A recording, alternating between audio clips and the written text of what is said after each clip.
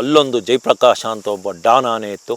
ಅವನು ಈ ಸ್ಮೆಲ್ಲಿಗೆ ನಮ್ಮ ಈ ಆನೆಗಳು ಹೋಗಿದ್ದ ಸ್ಮೆಲ್ಲಿಗೆ ಬಂದುಬಿಟ್ಟ. ಅವನು ಊರೊಳಗೆ ಏನು ಬುಸ್ಕರಿತ ಕೋರೆನೂ ಬೇರೆ ಹೀಗೆ ಮೇಲಕ್ಕೆ ಹೀಗೆ ಎದ್ಕೊಂಡಿರೋದು ಇಷ್ಟು ಉದ್ದ ಒಳಗೋಯ್ತು ಈ ಕಿವಿ ಸಮದಲ್ಲಿ. ನನಗೆ ಭಾರಿ ಬೇಜಾರಾಯ್ತು. ನಾನು ಸರಿ ಬೈದೆ ಅವನಿಗೆ. ಮದ ಇಳಿದು ಅವಾಗ ಗಣಪತಿನ ಸಾಯಿಸಿದ ಮೇಲೆ ಅದೆಲ್ಲ ಇಳಿದು ಮಾಮೂಲಿ ಸ್ಥಿತಿಗೆ ಬಂದಾಗ ಅವನ್ನ ಹುಡುಕ್ತಿತ್ತಂತೆ.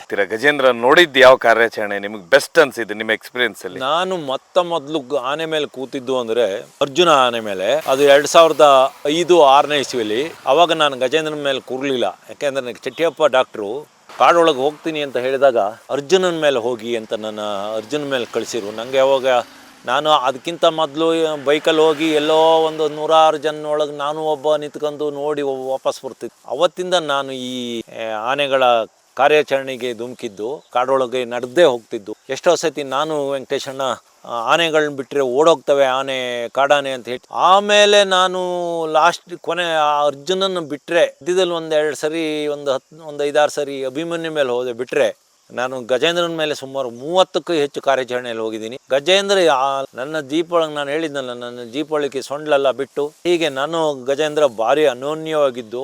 ಕಾರ್ಯಾಚರಣೆ ಹೋದಾಗ ನಿಮ್ಗೆ ನೆನಪು ಕಾರ್ಯಾಚರಣೆಗೆ ಹೋಗಿದ್ದೀನಿ. ಅದರಲ್ಲಿ ನಾನು 2005ರಲ್ಲಿ ನಾನು ಅರ್ಜುನನ ಮೇಲೆ ಕೂತ್ಕೊಂಡೆ. ಅದು ಹೇಮಾವತಿ ನದಿ ಸೈಡ್ ಒಂದು ಕಾಡಿದೆ, 30 ಎಕರೆ ಕಾಡು. ಅಲ್ಲೊಬ್ರು ಗೌಡ್ರನ್ನ ಸಾಯಿಸಿದ್ದು ಒಂದು ಆನೆ ಇತ್ತು. ಅದನ್ನ ಹಿಡಿಯಕ್ ಹೋದಾಗ ಅದಾದ್ಮೇಲೆ ಅದೇ ಕಾಡಲ್ಲಿ 1 ವರ್ಷದ ಮೇಲೆ ಮತ್ತೊಂದು ಆನೆ ಹಿಡಿಯಕ್ ಹೋದು. ಬಳಕನಹಳ್ಳಿ ಫಾರೆಸ್ಟ್ ಅಂತ ದುರ್ಗಮವಾದ ಕಾಡು.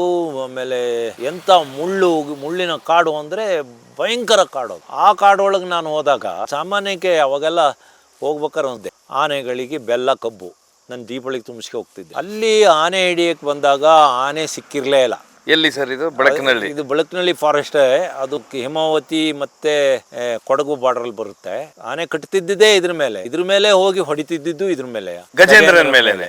ಅದಕ್ಕಿಂತ ಮೊದ್ಲೇನಾಯ್ತು, ಆನೆನೇ ಸಿಕ್ಕಿರ್ಲಿ. ಆನೆ ತುಂಬಾ ಹುಡುಕ್ತಾ ಇದ್ರು. ನಾನು ಇನ್ನೊಂದು ಮಾರ್ಗ ಆಗಿ ಅಲ್ಲಿ ಕರಡಿಬೆಟ್ಟ ಎಸ್ಟೇಟ್ ಅಂತಿದೆ, ಆ ಮಾರ್ಗ ಆಗಿ ನಾನು ಬರ್ಬೇಕಾದ್ರೆ ಅಲ್ಲೊಂಥರ ಕೆಸರಿರೋ ಜಾಗದಲ್ಲಿ ಒಂದು ಆನೆ ಹೆಜ್ಜೆ ಇತ್ತು. ಆ ಆನೆ ಹೆಜ್ಜೆ ಮೇಲೆ ನೀರಿತ್ತು. ನೀರು ಏನಾದ್ರೆ ಕಲ್ಕು ಅಂತ ನಾವು ಹೇಳಿ, ಮಿಶ್ರ ಆದ ಕೆಂಪು ನೀರಿಗೆ ಕಲಕಾಗಿತ್ತು.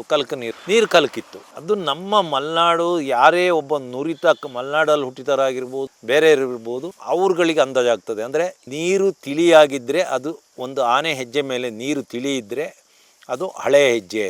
ಅದ್ರ ಮೇಲೆ ನೀರು ಕಲಕು ನೀರಿದ್ರೆ, ಕೆಸರು ನೀರಿದ್ರೆ ಅದು ಕೆಲವೇ ಗಂಟೆ ಒಳಗೆ ಅಲ್ಲಿ ಆ ಪ್ರಾಣಿ ಹೋಗಿದೆ. ಅದು ಬೇಕಾದ್ರೆ ಆನೆ ಆಗಿರ್ಬೋದು, ಹುಲಿ ಆಗಿರ್ಬೋದು, ಚಿರತೆ ಆಗಿರ್ಬೋದು, ನಮ್ಮ ಕಾಟಿಗಳಾಗಿರ್ಬೋದು, ಇಲ್ಲ ಕಾಡಂದಿಗಳಾಗಿರ್ಬೋದು. ನಾನು ಬಂದೆ ವೆಂಕಟೇಶಣ್ಣ ಹೇಳಿದೆ, ವೆಂಕಟೇಶಣ್ಣ ಕರಡಿಬೆಟ್ಟ ಎಸ್ಟೇಟ್ ಹತ್ರಲ್ಲಿ ಒಂದು ಭಾರಿ ದೊಡ್ಡ ಆನೆ ಒಂದು ಈ ಕಡೆ ಬಂದಿದೆ, ಬಳಕನಹಳ್ಳಿ ಫಾರೆಸ್ಟ್ ಕಡೆಗೆ ಬಂದಿದೆ. ನೀರು ಇನ್ನೂ ಕಲಕಾಗಿದೆ, ಇನ್ನೂ ನೀರು ತಿಳಿಯಾಗಿಲ್ಲ. ಇದು ಬಹುಶಃ ಬೆಳಗ್ಗೆ ಒಂದು 4 ಇಲ್ಲ 5 ಗಂಟೆಯಲ್ಲಿ ದಾಟಿರಬಹುದು ಅಂತ. ಸರಿ ಅಂತ ನೋಡೋಣ ಅಂತ ಹೋದ್ ನಾವು 3 ಜನ. ಹೋಗಿ ನೋಡ್ತೀವಿ ಫಾರೆಸ್ಟ್ ಒಳಗೆ 2 ಆನೆ ಇದಾವೆ. ಅಷ್ಟವರೆಗೆ ಇವ್ರಿಗೆ ಆನೆ ಸಿಕ್ಕಿಲ್ಲ 2 ದಿವಸದಿಂದ. ಇವರು ಎಲ್ಲೆಲ್ಲೋ ಹುಡುಕ್ತಾ ಇದ್ರು. ಇವರು ನದಿ ದಾಟಿ ಹಂಪಾಪುರ ಕಾಡು ಆ ಕಾಡುಗಳಲ್ಲಿ ಹುಡುಕ್ತಾ ಇದ್ರು. ಆಮೇಲೆ ಏನಾಯಿತು, ಒಳಗಡೆ ಕಾಡೊಳಗೆ ಹೋಗಿ ಆಯಿತು. ಕಾಡೊಳಗೆ ನೋಡಿದ್ರೆ ಆನೆ ಇದೆ. ಅಲ್ಲಿ ಆ ಸಮಯದಲ್ಲಿ ಅಲ್ಲಿ ಭಾರಿ ಬಿದಿರು ಕಾಡು. ಸುಮಾರು 42 ಇಲ್ಲ 43 ಇಲ್ಲ 45 ವರ್ಷಕ್ಕೊಂದ್ಸರಿ ನಮ್ಮಲ್ಲಿರುವ ಮಲೆನಾಡಲ್ಲಿರೋ ಬಿದಿರುಗಳು ಹೂ ಬಿಟ್ಟು ಕಾಯಿ ಬಿಡ್ತವೆ. ಕಾಯಿ ಬಿಟ್ಟ ಮೇಲೆ ಆ ಬಿದಿರುಗಳು ಸತ್ತೋಗ್ತವೆ. ಅದ್ರ ಬೀಜಗಳು ಅಕ್ಕಿ ಥರ ಇರ್ತದೆ. ಅದು ನಮ್ಮಲ್ಲಿ ಮಲೆನಾಡಲ್ಲೇ ಅದನ್ನ ಗಂಜಿ ಮಾಡಿ ಊಟ ಮಾಡ್ತಾರೆ. ಅದನ್ನ ಕಾಡುಕೋಳಿಗಳು ಭಾರಿ ತಿಂತವೆ. ಆ ಸಮಯದಲ್ಲಿ ನಾವು ಆ ಕಾಡೊಳಗೆ ಹೋದಾಗ ಅದು ಆ ಬಿದಿರು ಬೀಜ ಬಿಟ್ಟು ಆ ಬಿದಿರು ಎಲ್ಲ ಸತ್ತೋಗಿರ್ತವೆ. ಆಮೇಲೆ ಒಳಗಡೆ ನಾನು ಹೋದೆ. ನನ್ನ ಒಂದು ಕಡೆ ನಿಲ್ಲಿಸಿ ವೆಂಕಟೇಶಣ್ಣ ಅಷ್ಟೊತ್ತಿಗೆ ನಮ್ಮ ಆನೆಗಳನ್ನೆಲ್ಲ ತಂದು ನಿಲ್ಲಿಸಿರು. ಅಲ್ಲೆಲ್ಲ ಗಜೇಂದ್ರ, ಅರ್ಜುನ, ಅಭಿಮನ್ಯು, ಹರ್ಷ, ವಿಕ್ರಮ ಅವೆಲ್ಲ ಆ ಕಾಲದ ದಿಗ್ಗಜರು.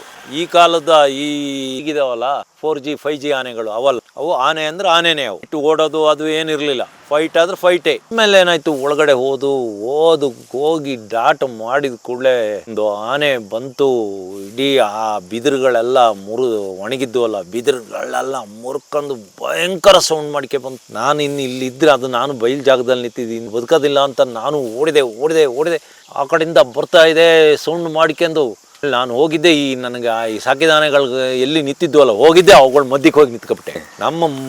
ನಮ್ಮಿಂದ ಒಂದು 25-30 ಮೀಟರ್ ದೂರದಲ್ಲೇ ಆ ಆನೆ ಪಾಸ್ ಆಯಿತು. ಹೋಗಿ ಆನೆ ಹಿಡಿಯೋಕ್ಕೆ ಹೋಗಿ ಆನೆ ಅಲ್ಲಿ ಬಿದ್ದಿತ್ತು, ಅದೆಲ್ಲ ಕಟ್ಟಿ ಆಯಿತು.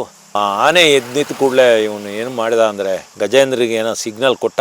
ಗಜೇಂದ್ರ ಹೋಗಿ ಒಂದು ಏಟು ಬಾರಿಸ್ತು, ಕಿವಿ ಹತ್ರ ಇಷ್ಟು ಉದ್ದ ತೂತಾಯಿತು. ಪಾರೆ ಇಷ್ಟು ಒಳಗೆ ಗಜೇಂದ್ರನ ಹೊಡೆತ ಅಂದರೆ ಏನು ಕಡಿಮೆನ, ಸುಮಾರು 5.5-6 ಟನ್ ಗಜೇಂದ್ರ. ಕೋರೆನೂ ಬೇರೆ ಹೀಗೆ ಮೇಲಕ್ಕೆ ಹೀಗೆ ಎದ್ಕೊಂಡಿರೋದು, ಇಷ್ಟು ಉದ್ದ ಒಳಗೋಯ್ತು ಈ ಕಿವಿ ಸಮದಲ್ಲಿ. ನನಗೆ ಭಾರಿ ಬೇಜಾರಾಯ್ತು. ನಾನು ಸರಿ ಬೈದೆ ಅವನಿಗೆ. ಬೈದ್ರು ಏನು, ಸ್ಯಾರ್ ಅದು ನಿಮ್ಗೆ ಗೊತ್ತಾಗಕ್ಲ ಸ್ಯಾರ್ ಅಂದ. ನನ್ನ ಸ್ಯಾರ್ ಅಂತಿದ್ದ. ನಾನು ಹೋಗಿದ್ದೆ, ಅದು ಬಹುಶಃ ನಾನು ಆಮೇಲೆ ಆನೆ ಜೊತೆನೇ ಹೋದೆ, ಆನೆಗಳ ಲಾರಿ ಜೊತೆನೇ ನಾನು ಹೋಗಿದ್ದೆ. ಬಹುಶಃ ನಾಗರಹೊಳೆಯಲ್ಲೇ ಎಲ್ಲ ತಂದಾಗ ಬಿಟ್ಟರು. ಆ ಸ್ಮೆಲ್ಲಿಗೆ ಅಲ್ಲೊಂದು ಜಯಪ್ರಕಾಶ ಅಂತ ಒಬ್ಬ ಡಾನ್ ಆನೆ ಇತ್ತು. ಅವನು ಈ ಸ್ಮೆಲ್ಲಿಗೆ ನಮ್ಮ ಈ ಆನೆಗಳು ಹೋಗಿದ್ದ ಸ್ಮೆಲ್ಲಿಗೆ ಬಂದುಬಿಟ್ಟ. ಅವನು ಊರೊಳಗೆ ಏನು ಬುಸ್ಕರಿತ ಇವುಗಳ ಹತ್ರ ಫೈಟ್ ಮಾಡೋಕ್ಕೆ ನನ್ನ ಸಾಮ್ರಾಜ್ಯದೊಳಗೆ ಬೇರೆ ಯಾರೋ ಬಂದರು ಅಂತ. ಸರಿ, ಜಯಪ್ರಕಾಶ್ ಅಂತ ಒಬ್ಬಿದ್ದಾನೆ, ಈ ಕೋರೆ ಮುರ್ಕಂದಾನೆ.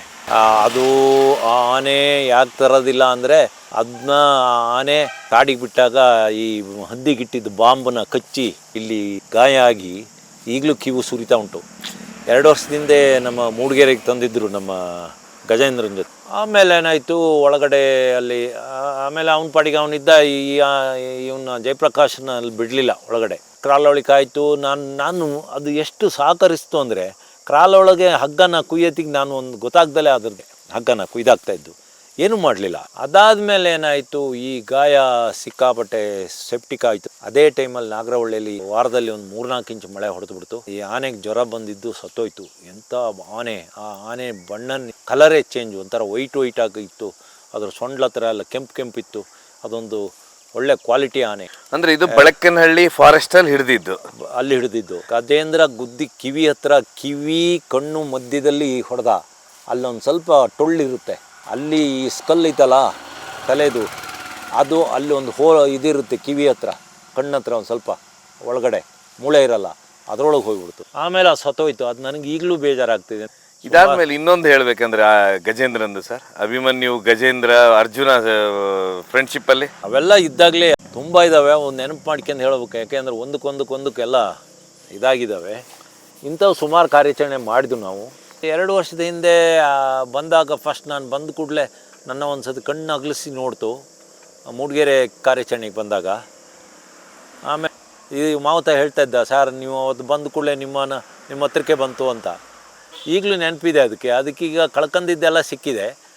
ಆದರೂ ನನಗೆ ಬಂದ ಸುದ್ದಿ ಪ್ರಕಾರ ಮದ ಇಳಿದು ಆವಾಗ ಗಣಪತಿನ ಸಾಯಿಸಿದ ಮೇಲೆ ಮೊದಲ ಇಳಿದು ಮಾಮೂಲಿ ಸ್ಥಿತಿಗೆ ಬಂದಾಗ ಅವನ್ನ ಹುಡುಕ್ತಿತ್ತಂತೆ. ಯಾರನ್ನ ಗಣಪತಿನ ಹುಡುಕ್ತಿತ್ತಂತೆ, ಅಲ್ಲಿ ಇಲ್ಲಿ ಹುಡುಕೋದು ಮಾಡ್ತಾಯಿತ್ತಂತೆ, ಎಲ್ಲಿ ಹೋದ ಅಂತ. ಆದರೆ ಅದಕ್ಕೆ ಮರ್ತೋಗಿದೆ, ಅದು ಅಟ್ಯಾಕ್ ಮಾಡಿದ್ದು ಎಲ್ಲ.